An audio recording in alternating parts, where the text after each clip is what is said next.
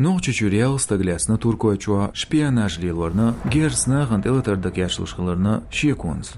Operatsiyada ayana İstanbul'un polisin terrorizm qiysamlatı urxalu Turkuan qom talaman oğuşluğurlu.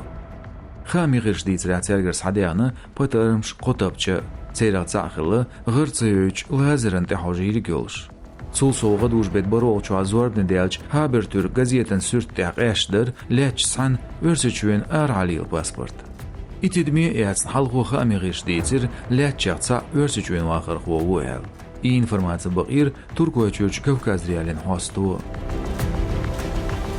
Osmaq kavyaqçınoqçı opozisiya bloger Xalitov Hasan Dinçdahiders dalech sansayu bislan şoğulsayu iznor.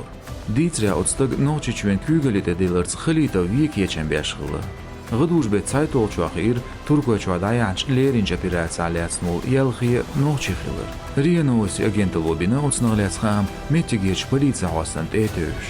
Официалым кепар хам бен бацоцнага церцерш болня иштхушдац Turkoyçu hajinarg цига ахчанс годинарг милу Анкара Москва шпионын скандалын комментарицейна хиғваш угар халq өрсичүн бағар гойбела.